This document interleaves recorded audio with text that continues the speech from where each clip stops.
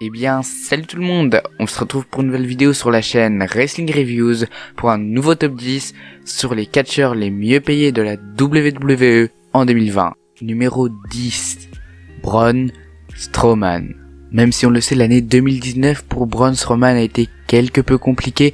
Il a remporté la mallette Money in the Bank mais a loupé son cash-in face à Roman Reigns. Il a été ensuite embarqué dans une feud avec deux animateurs du Saturday Night Live pour WrestleMania dans la bataille royale d'André le Géant qu'il a remporté d'ailleurs.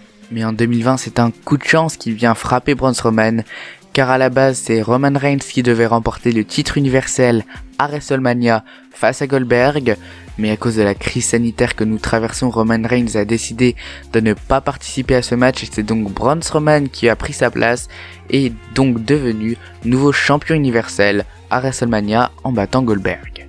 Braun Strowman est à la 10e place de ce classement car en effet il gagne environ 1 900 000 $ par an, ce qui est totalement considérable. Numéro 9, Stephanie McMahon.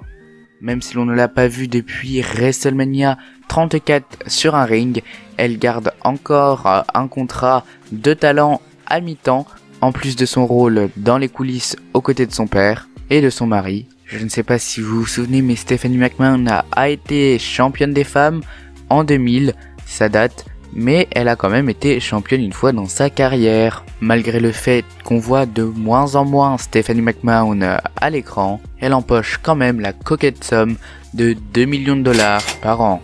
Numéro 8, Shane McMahon.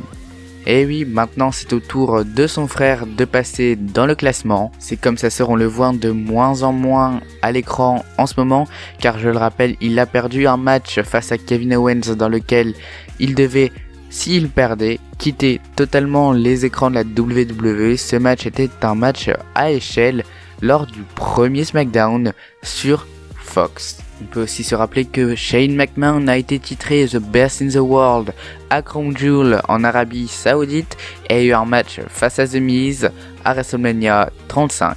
Personnellement, ça ne me dérangeait absolument pas de voir Shane McMahon sur un ring.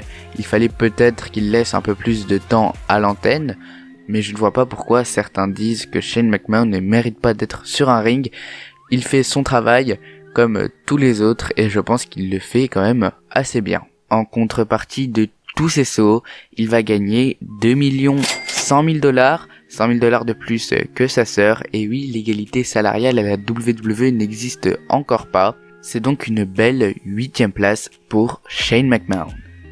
Numéro 7, Goldberg. Et oui, Goldberg, probablement le catcheur le plus unsafe de nos jours. Je rappelle que Goldberg a battu The Fiend Bray Wyatt pour sa ceinture de champion universel au Super Showdown en Arabie Saoudite et qu'il a perdu ce titre quelques mois plus tard à WrestleMania dans un match d'environ 3 minutes face à Braun Strowman. Malgré tout ça, Goldberg a une énorme carrière derrière lui et c'est peut-être ça qui va lui faire valoir ses 3 millions de dollars annuels. Et oui, c'est quand même beaucoup pour Goldberg. Numéro 6, Becky Lynch.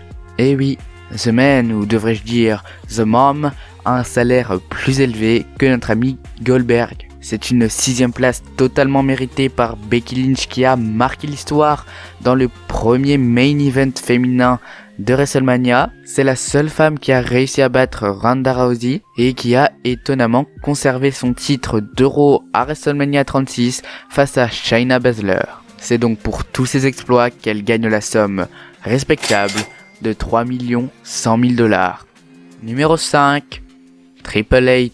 On continue dans la famille McMahon-Levesque avec Triple H qui est directeur des opérations de la WWE, mais tout comme le reste de sa famille, il a aussi un contrat de talent. Petit rappel, le dernier match de Triple H remonte à WrestleMania 35 où The Game a affronté Batista dans un No Holds Barred match. La stipulation disait que si Triple H perdait, il devait prendre officiellement sa retraite des rings, mais The Animal n'a pas réussi à faire tomber l'assassin cérébral. La grande carrière de Triple H lui rapporte environ 3 300 000 $ chaque année. Numéro 4, Seth Rollins. Et oui, auparavant nous avons vu Becky Lynch, la femme de son enfant, dans ce classement.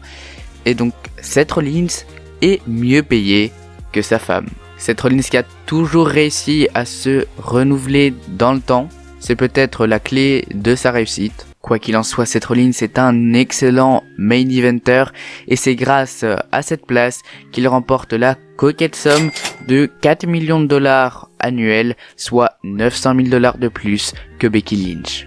On entre maintenant dans le top 3 des catcheurs les mieux payés actuellement à la WWE. Numéro 3, un vétéran des rings, Randy Orton. Randy Orton qui a su rester au top tout au long de sa longue carrière. Je le rappelle, mais Randy Orton a été 12 fois champion du monde, une fois champion intercontinental, une fois champion des États-Unis, une fois champion par équipe avec Edge, une fois champion par équipe de SmackDown avec Bray Wyatt et Luke Harper dans la Wyatt Family. Il a été vainqueur des Royal Rumble match 2009 et 2017. Il a aussi été vainqueur du Money in the Bank All-Star en 2013. C'est donc grâce à cette énorme carrière que Randy Orton a sa place dans le top 3 car il gagne environ 4 100 000 dollars. Numéro 2, Roman Reigns. C'est une place totalement prévisible pour le Big Dog car il s'est imposé en tant que figure de la compagnie. Il a main eventé à WrestleMania durant 4 années de suite. 50% des gens ne le supportent plus tandis que les autres l'adulent totalement. Malheureusement pour lui, en 2019, il annonce être atteint pour la deuxième fois de sa vie de la leucémie, mais il sera de retour à WrestleMania 35 pour gagner son match contre Drew McIntyre. Il a été par la suite lancé dans une feud contre King Corbin. Cette storyline m'avait l'air interminable, mais maintenant la WWE semble l'avoir oublié car Roman Reigns, comme je l'ai dit, pour Braun Strowman, a décidé de rester chez lui vu les circonstances actuelles. C'est à ce titre que Roman Reigns gagne 5 millions de dollars par an. Numéro 1, Brock Lesnar. Je pense que je ne suis pas obligé de donner mon avis sur Brock Lesnar car je pense que tout le monde a à peu près la même opinion sur lui. Il gagne en effet 10 millions de dollars par an, ce qui est le double de Roman Reigns. Et oui, Brock Lesnar gagne le double de Roman Reigns à faire un match tous les 3-4 mois au mieux. Et c'est sur ces 10 millions de dollars que cette vidéo s'achève.